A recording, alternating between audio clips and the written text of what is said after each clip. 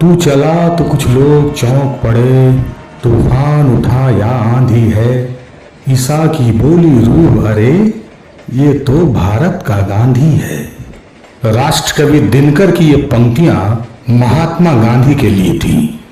वकील मोहनदास करमचंद गांधी के बारे में तो बात कहीं से भी शुरू की जा सकती है, लेकिन जब बात महात्मा गांधी की हो तो रेलवे स्टेशन अपने आप में बहुत महत्वपूर्ण हो जाता है, यहां तक कि तीर्थ के जितना महत्वपूर्ण हो जाता है। याद आता है कि आज से ठीक 129 साल पहले 7 जून 1893 को दक्षिण अफ्रीका के पीटरमार्टिसबर्ग स्टेशन पर एक इसी तरह के किसी रेल के डब्बे में प्रथम श्रेणी का टिकट होने के बावजूद गोरों ने उठाकर 25 वर्ष के वकील को जमीन पर फेंक दिया था। जमीन पर गिरा तो एक 25 वर्ष का वकील था, लेकिन जब वह जमीन से उठा तो उसके भीतर दुनिया के सबसे प्रभावी नेता और मानवता को मिलने वाले महात्मा का बिरवा रोपा जा चुका था। महात्मा गांधी खुद उस घटना को याद करते हुए लिखते हैं कि इस तरह से ईश्वर ने मेरे अंदर राष्ट्रीय आत्मसम्मान की भावना का बीज बो दिया था।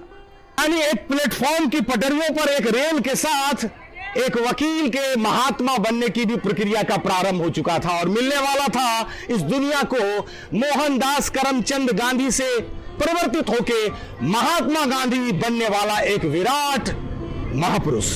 यह भी एक रोचक बात है कि 1915 में अफ्रीका से जब गांधी भारत लौटे तो भी गोरे अंग्रेज, महात्मा गांधी और रेलवे स्टेशन का सहयोग एक दूसरे से छूटा नहीं था।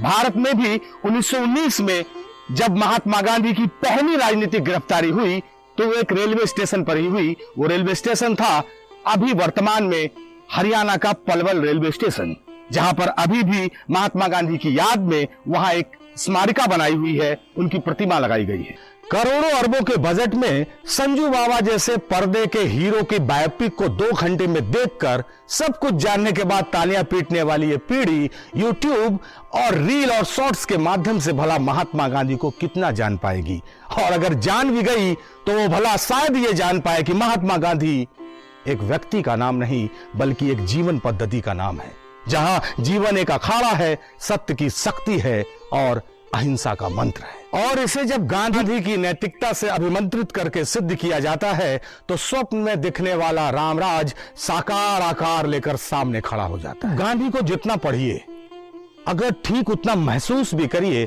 तो आप पाएंगे कि महात्मा गांधी एक ऐसे सागर हैं, एक ऐसे महासागर हैं, जहां निजता और सार्वजनिकता दोनों मिलकर एकाकार हो जाती है। निजी जीवन हो या सार्वजनिक जीवन, दोनों के अद्वैत ने ही महात्मा गांधी को भारतीय जनमानस के बीच न केवल एक लोकप्रिय नेता बल्कि एक श्रद्धेय संत के रूप में स्थापित कर दिया था। लोग उनमें श्री कृष्ण की छवि देखते थे, जिनकी उंगलियों में भले कोई चक्र नहीं है, लेकिन उनके पास सत्य और अहिंसा का ऐसा सुदर्शन जरूर था जो दुनिया के इतने बड़े साम्राज्यवादी शक्तिशाली सत्ता की जड़ें काट सकता था। लोग उनमें राम देखते थे, वो राम जो एक खद्दर अपने बदन पर डाले अपने राज्य के लिए, अपने नैतिकता के लिए वनवास तक काट सकता है। लोग उनमें चाणक्य देखते थे, वो चाणक्य जो राजनीति की चौपर पर अपने कौशल से अंग्रेजी धुरतई को उन्हीं की भाषा में मात दे सकता है, धूल चटा सकता है। गांधी भारत और भारतीय जनमानस को गहरे ढंग से जान पाए थे। वो जिस सत्य, अहिंसा और नैतिकता की बात करते थे, वो जानते थे कि उसकी प्रेरणा कोई राजनीतिक भाषण नहीं हो सकती, बल्कि ये सब आध्यात्मिक जागरण से ही संभव हो सकता है।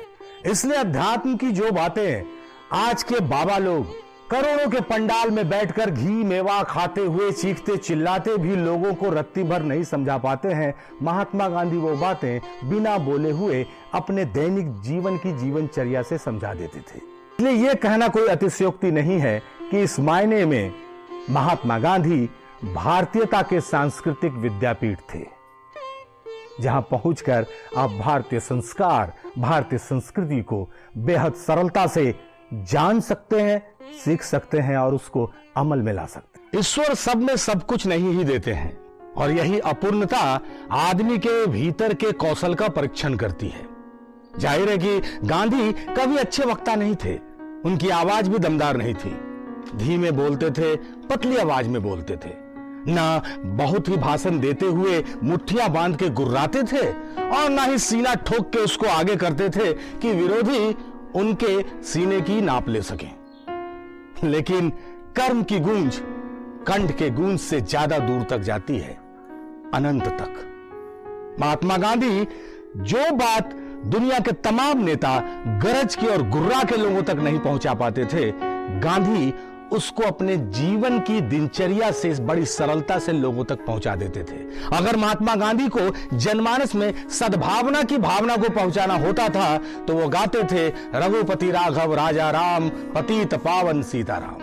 और जब वह नरसिंह मेहता का लिखा वैष्णव जन तो तेने कहिए जो पीर पराई जाने रे गाते हैं, तो छुआछूत के खिलाफ गांधी का संदेश बड़ी सरलता और स्पष्टता से जनमानस को मिल जाता है। गांधी की ये सरलता एक सदी हुई जादूगरी थी जो किसी को ऐसे ही नहीं मिल जाती है। अभी गांधी खद्दर के कपड़े मसलन कुर्ता पजामा, साधारण शर्ट, पतलून पहन रहे थे, लेकिन फिर आता है असहयोग आंदोलन के बाद 1921 का समय। गांधी स्वदेशी वस्तुओं के उपयोग की अपील करते हैं और विदेशी वस्तुओं के बहिष्कार की बात करते हैं। यह बहिष्कार हमारी पीढ़ी के हर साल दिवाली के अवसर पर होने वाले चाइनीज झालर के बहिष्कार जैसा वार्षिक इवेंट नहीं था। इस बहिष्कार को गांधी ने जामा पहनाया, खुद अपने तन से कपड़े उतार कर।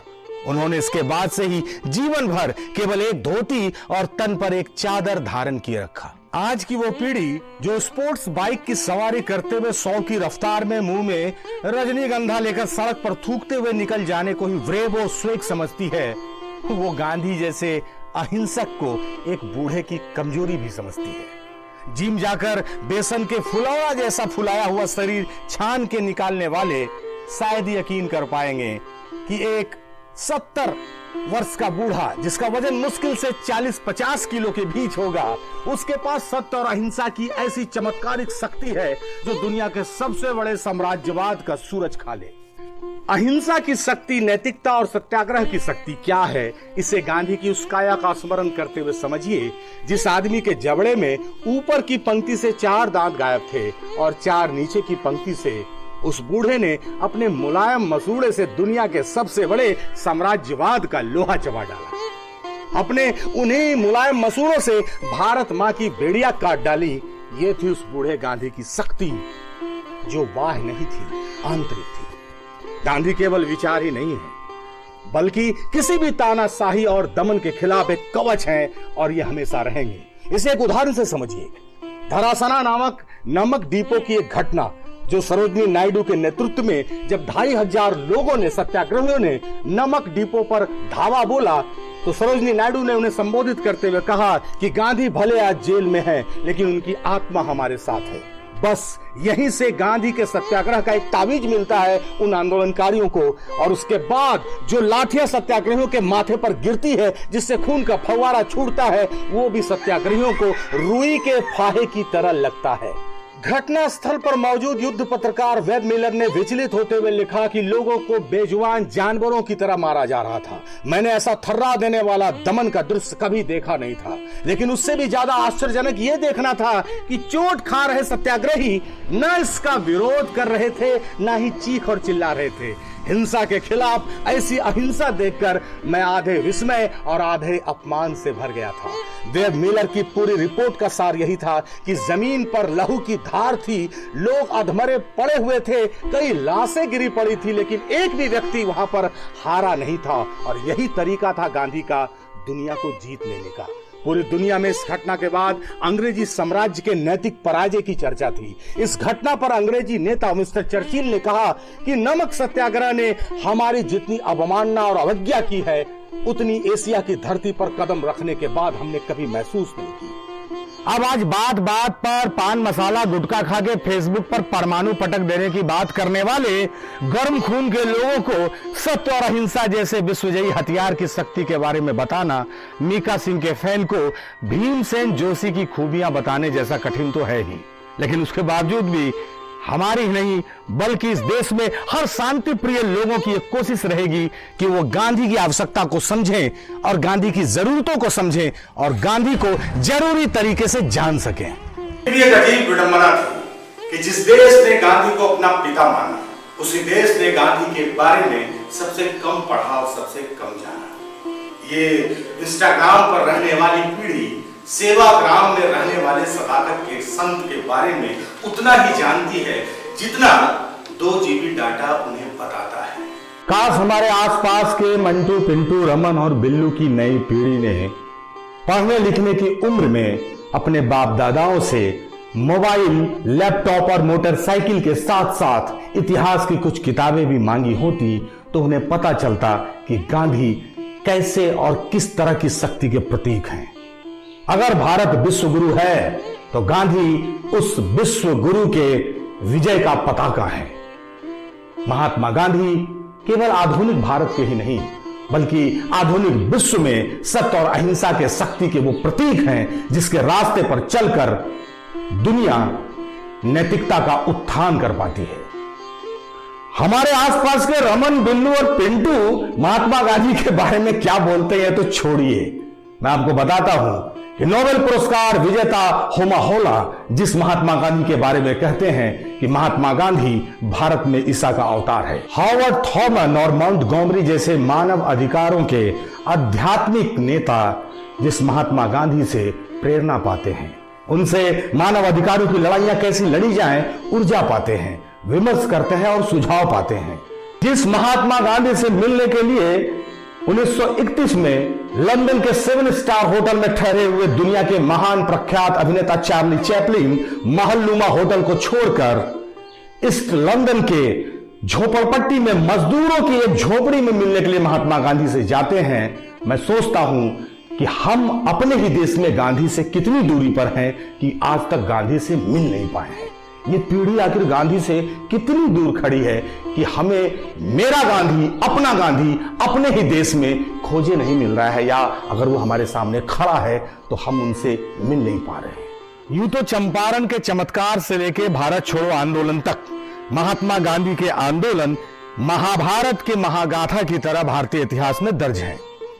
लेकिन इसके बावजूद भी यहां पर मैं एक आंदोलन यानी कि दांडी मार्च, नमक सत्याग्रह की थोड़ी सी चर्चा जरूर करना चाहूंगा। 1930 का साल, 12 मार्च का दिन, साबरमती आश्रम। महात्मा गांधी अपने 78 समर्पित सत्याग्रहियों के साथ दांडी के तट की ओर निकलते हैं, जिसकी दूरी थी साबरमती आश्रम से दांडी तक की दूरी लगभग 390 किलोमीटर।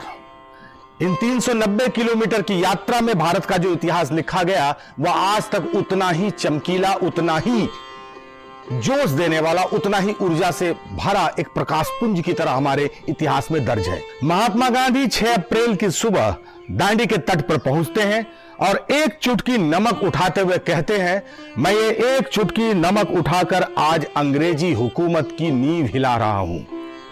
एक चुटकी नमक से अंग्रेजी साम्राज्यवाद इस तरह से तिलमिला गया कि जैसे वो नमक अंग्रेजी साम्राज्यवाद पर तेजाब की तरह छिड़का गया था, गिरा था। महात्मा गांधी खुद कहते हैं कि इस वक्त भारत का स्वाभिमान उस एक चुटकी नमक में है जो सत्याग्रहियों की मुट्ठी में बंद है। नमक सत्याग्रह का यह प्रभाव दुनिया भर में इतना था कि मार्टिन लूथर किंग कहते हैं कि मैंने अहिंसा का पाठ नाजरत के जीसस से सीखा, लेकिन उसको अमल में लाना महात्मा गांधी से जाना। गांधी को अपना शरीर छोड़े 7 दशक से ज्यादा हो चुके हैं, लेकिन आखिरकार गांधी से आज भी किसको डर लगता है? गांधी किसके लिए खतरा है? गांधी किसको डराते हैं? वो गांधी जो अहिंसा के लिए पूरी दुनिया में जाने जाते हैं, आखिर गांधी को लेकर वो कौन सा वर्ग है जो अचानक से हिंसक हो जाता है और आज भी गांधी को मारे जाने के लिए रोज प्रयास किए जाते हैं? गांधी को केवल एक बार नहीं मारा गया है, बल्कि हर दिन सोशल मीडिया के प्लेटफॉर्म पर, चौपालों पर, चाय की दुकान पर, पान की दुकान पर कोई न कोई खड़ा होकर मारने का हर दिन प्रयास करता है। यह सच है कि गांधी को मारने के प्रयास होते रहेंगे तब तक जब तक दुनिया में हिंसा रहेगी, दुनिया में मानवों के बीच विद्वेष रहेगा, दुनिया में जब तक अनैतिकता रहेगी, दुनिया में जब तक तानाशाही रहेगी, दुनिया में जब तक साम्राज्यवाद रहेगा, वहां वहां गांधी हिमालय, विराट हिमालय बनकर उस सारी विद्रुपताओं के सामने खड़े हो जाएंगे और कहेंगे कि इस पूरी दुनिया को, इस दुनिया की हिंसा को अहिंसा, सत्य और नैतिकता की शक्ति से जीतने के लिए गांधी आपको हर जगह जिंदा मिलेंगे। ऐसा नहीं है कि आसुरी और हिंसक शक्तियों ने गांधी का कभी विरोध नहीं किया। अपने समय में कम्युनिस्ट अखबार लेमिनेटे ने गांधी को गद्दार कहा था। कंजर्वेटिव अखबार फिगारो ने गांधी को शैतानी मुसीबत कहा था। लेकिन गांधी के यश को और गांधी की नैतिकता की शक्ति को न तब वो उखाड़ पाए और न ही अब के मंटू, पिंटू, रमन और बिल्लू की ट्रोल टुकड़ी उखाड़ पाएगी। गांधी जमा हुआ बरगद है, जब तक मानवता रहेगी वो बरगद रहेगा और उसी बरगद की छांव में रोज नए गांधी पैदा होते रहेंगे। गांधी को रोजाना मारने की साजिश गांधी के अमरत्व की गारंटी है। गांधी को पढ़िए कम लेकिन समझिए ज्यादा और आज से ही गांधी को जीना शुरू कर दीजिए। इससे हमारी उम्र बढ़ेगी, आपकी उम्र बढ़ेगी, लोकतंत्र की उम्र बढ़ेगी और दुनिया को जीने के लिए 4 दिन और ज्यादा मिल जाएंगे। जय हो।